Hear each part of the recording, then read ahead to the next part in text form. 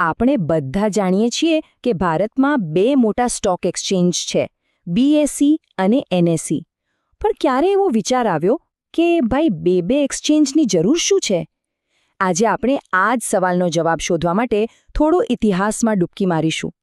જુઓ, બીએસઈ અને એનએસઈ આ નામ તો દરેક ઇન્વેસ્ટરના મોઢે હોય છે, પણ એમની સ્થાપના કેમ થઈ?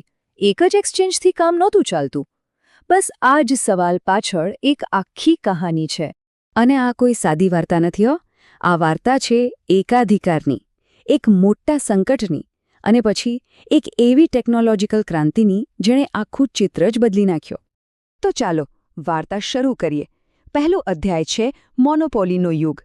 આ એ સમયની વાત છે જ્યારે ભારતીય સ્ટોક માર્કેટમાં ફક્ત અને ફક્ત એક જ નામ ગુંજતું હતું, બોમ્બે સ્ટોક એક્સચેન્જ, એટલે કે આપણું બીએસઈ.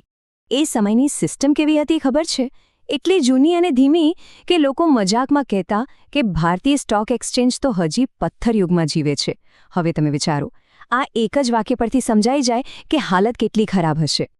તો તકલીફ શું હતી? જો જ્યારે સ્પર્ધા જ ન હોય ત્યારે તો મનમાની જ ચાલે ને.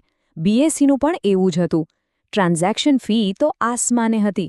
બધા સોદા કાગળ પર થતા, એટલે કે દિવસોના દિવસો નીકળી જતા. અને સૌથી મોટી સમસ્યા, બજાર પર અમુક શક્તિશાળી બ્રોકરોનો કબજો હતો. એ લોકો ધારે ત્યારે ભાવ ઉપર લઈ જાય, ધારે ત્યારે નીચે પાડી દે. અને આ તો જો 1990ના દાયકામાં જો કોઈને સ્ટોક બ્રોકર બનવું હોય ને, તો મેમ્બરશિપ ફી કેટલી હતી ખબર છે? પૂરા 1 કરોડ રૂપિયા.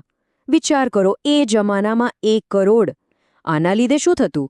બ્રોકિંગનો ધંધો અમુક પરિવારો અને ઓળખાણવાળા લોકોનો જ ગઢ બનીને રહી ગયો હતો. પણ પછી કંઈક એવું થયું જેણે આખી ગેમ જ પલટી નાખી. ભારતીય શેરબજાર એક એવા મોટા સંકટમાં આવ્યું કે સરકારને પણ મોટા પગલાં લેવા જ પડ્યા. અને એ ઘટના હતી 1992નું હર્ષદ મહેતા સ્કેમ. બસ આ એક નામ જ કાફી છે.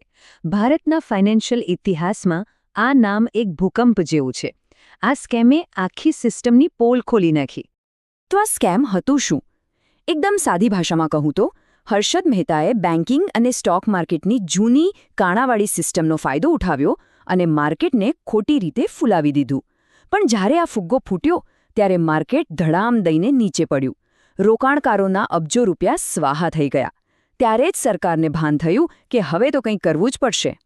અને બસ આ જ સંકટમાંથી જન્મ થયો એક નવા પડકારનો, એક નવા યુગનો. સરકારે નક્કી કર્યું કે બીએસઈની આ મોનોપોલી તોડવી પડશે. અને એટલે જ સ્થાપના થઈ નેશનલ સ્ટોક એક્સચેન્જ, એટલે કે એનએસઈની. જરા આ ટાઈમલાઈન પર નજર કરો.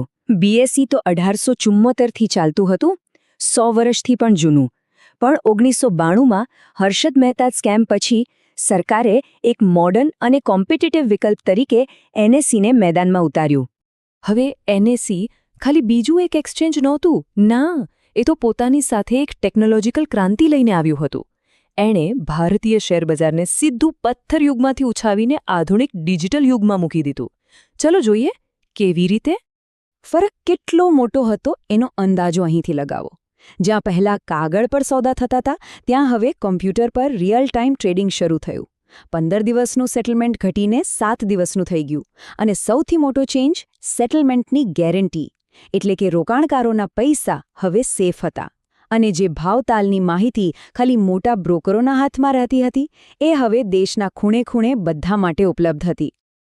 પણ એનએસઈનો જે સૌથી મોટો દાવ હતો, જેને આપણે માસ્ટર સ્ટ્રોક કહી શકીએ, એ હતો એનએસસીસીએલની સ્થાપના. બસ આ એક જ પગલાંએ રોકાણકારોનો ભરોસો પાછો જીતી લીધો. તો આ એનએસસીએલ છે શું? આમ સમજો કે એ એક ગેરંટર છે દરેક સોદા માટે. જો ખરીદનાર પૈસા ન આપે કે વેચનાર શેર ન આપે, તો એનએસસીએલ વચ્ચે આવશે અને સોદો પૂરો કરાવશે.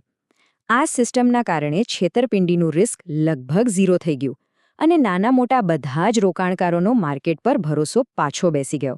હવે એનએસઈ આવ્યું એટલે માર્કેટમાં સ્પર્ધા આવી અને આ સ્પર્ધાની અસર ખૂબ જ પોઝિટિવ રહી. આનો ફાયદો ખાલી એનએસઈને જ નહીં પણ આખી ફાઇનાન્શિયલ સિસ્ટમને થયો. તો આ સ્પર્ધાથી થયું શું? સૌથી પહેલાં તો એનએસઈની સફળતા જોઈને બીએસઈને પણ જાગવું પડ્યું. એમને પણ પોતાની જૂની સિસ્ટમ બદલીને ટેકનોલોજી અપનાવવી પડી. રોકાણકારોનો ભરોસો વધ્યો, ટ્રાન્ઝેક્શન ખર્ચ ઘટ્યો અને આખા માર્કેટમાં પારદર્શિતા આવી ગઈ. ટૂંકમાં એક હેલ્ધી કોમ્પિટિશને આખો ઉદ્યોગ સુધારી દીધો. અને આ આખી સફરનું પરિણામ શું છે? આજે આપણું ભારતીય શેરબજાર દરેક રોકાણકાર માટે વધુ સુરક્ષિત છે, વધુ સરળ છે અને દુનિયાભરમાં એનું માન છે. અને આ બધું શક્ય બન્યું કારણ કે એકાધિકાર તૂટ્યો અને સ્પર્ધાને તક મળી. તો અંતમાં એક વિચાર, આ આખી કહાની આપણને શું શીખવે છે?